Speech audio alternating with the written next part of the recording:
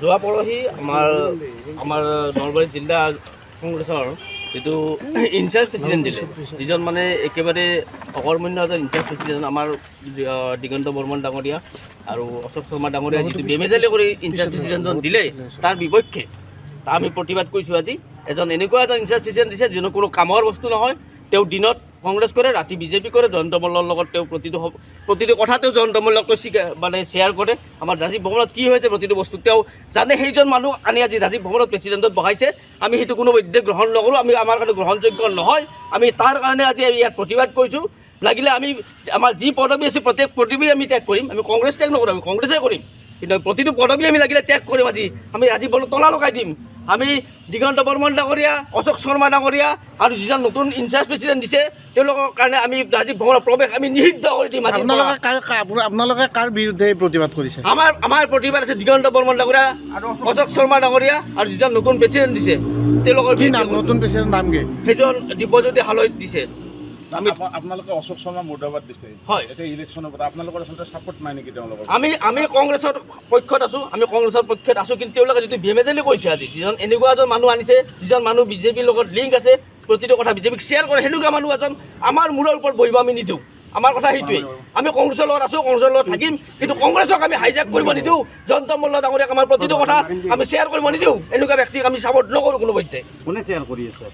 সেনেকুৱা ব্যক্তি আমাৰ আজি বহাবৰ কাৰণে আনিছে। কোন এইগৰাকী? অশোক শৰ্মা ডাঙৰীয়া আৰু দিগন্ত বৰ্মন ডাঙৰীয়া সেনেকুৱা ব্যক্তি এজন আনিছে ইয়াতে, যিজন ব্যক্তি আৰু এই চবতকৈ ডাঙৰ কথা হ'ল তেওঁ দিনত ঠিকে থাকে, গধূলি তেওঁৰ কোনো বৈদ্যৰ ভাষ্য ঠিক নাই আৰু ৰাতি তেওঁৰ প্ৰতিটো কথা শ্বেয়াৰ কৰে। যোৱা পৰহি আমাৰ নলবাৰী জিলা কংগ্ৰেছৰ এজন ভাৰপ্ৰাপ্ত অধ্যক্ষৰ নিযুক্তি দিছে সভাপতি। কি নাম? দিব্যজ্যোতি হালৈ ডাঙৰীয়া। তেওঁ সাংগঠনিকভাৱে কোনো বৈদ্য শক্তিশালী নহয়। তেওঁ আজিলৈকে কোনো সাংগঠনিক কাম কৰি পোৱা নাই। হয়, তেওঁ কিবা কানি পদত আছে, ষ্টেট লেভেলত আছে, কিন্তু নলবাৰী জিলাৰ এজন সভাপতিৰ দৰে এটা পদ তেওঁ চম্ভালিব নোৱাৰে। আৰু তেওঁৰ দৰে মানুহ এজনৰ ব্যক্তিত্বৰ তলত আমাৰ কৰ্মীবিলাকে কাম কৰিব বিচৰা নাই, আজিলৈকে নিবিচাৰে আৰু বিচৰাও নাই। এনেকুৱা এজন ব্যক্তিক বেমেজালিভাৱে আমাৰ অশোক শৰ্মা ডাঙৰীয়া আৰু দিগন্ত বৰ্মন ডাঙৰীয়াই বেলেগৰ এটা নাম কাটি তেওঁক দিয়া হৈছে, মানে বেমেজালি কৰি দিছে। সেইকাৰণে আমি প্ৰতিবাদ কৰিছোঁ। আপোনালোকৰ মতে কাক দিব লাগিছিলে এই বিষয়ে? ইয়াত নাম আছিলে, অলৰেডি নাম পঠোৱা হৈছিলে, তাত নামত সেইটো নাম কাটি ইয়াতে দিয়া হৈছে। এনেকুৱা এজন ব্যক্তি আছিলে যিজনে 2016 পৰা য়ং ব্ৰিগেড, ইউথ কংগ্ৰেছ, এতিয়া ইউথ কংগ্ৰেছ ষ্টেট লেভেলত অৰ্গেনাইজেশ্যন জিয়াছ সেনেকুৱা কাম কৰি, আনকি টিহুৰ পৰা তেওঁ প্ৰাৰ্থিত্বৰ দাবীদাৰ আছিলে। হয়, এনেকুৱা এজন ব্যক্তিৰ নাম আছিলে, তেওঁৰ নামটো কাটি তেওঁলোকে দিছে। এনেকুৱা এজন ব্যক্তি দিছে যাৰ সাংগঠনিক ভিত্তি কোনো নাই, একোৱেই নাই। যিজন ভাৰপ্ৰাপ্ত সভাপতি দিছে তেওঁ সন্দেহজনক ব্যক্তি বুলি আপোনালোকে অভিযোগ কৰিছে। কি সন্দেহ আছে তেওঁৰ ওপৰত? আমি যিখিনি খবৰ পাইছোঁ, আমাৰ হাতত কিছুমান এভিডেঞ্চো আছে। এনেকুৱা তেওঁ দিনত কংগ্ৰেছ কৰে, গধূলি হ'লে অলপ বেলেগত বহে, এনেকুৱা অপ্ৰিয় ঠাইত তেওঁ মানে কিবা কাৰণে জয়ন্ত মল্লৰ লগত তাৰপিছত কথা পাতে। আমাৰ প্ৰতিটো কথা তেওঁক জনায়, প্ৰতিটো কথা ৰাজীৱ ভৱনত কি হৈছে কি হোৱা নাই প্ৰতিটো কথা তেওঁক জনায়। আৰু এনেকৈয়ে চলি আহিছে আজি বহুত বছৰ ধৰি, আজি নহয়, এনেকৈয়ে বহুত বছৰ ধৰি তেওঁ চলি আছে।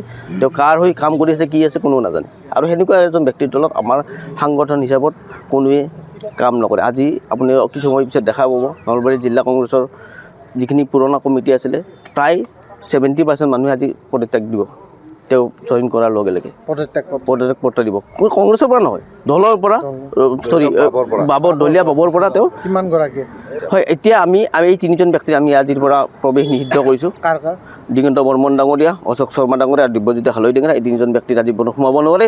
আমি গৌৰৱ গগৈ ডাঙৰীয়াক অনুৰোধ জনাইছোঁ যে আমাক অতি সোনকালে ইয়াৰ এটা সমাধান দিয়ক, আমাক সেইজন ব্যক্তি আঁতৰাই এজন উপযুক্ত ব্যক্তি আমাক দিয়ক, আমি তাৰ তলতে কাম কৰিম। যেতিয়ালৈকে আমি এই সমাধান নাপাওঁ তেতিয়ালৈকে আমি ৰাজীৱ বনত তলা লগাম। এই তিনিজন ব্যক্তি আমাৰ ফালৰ পৰা কোনোপধ্যে নিষিদ্ধ হিচাপত আমি ঘোষণা কৰিছোঁ আজি।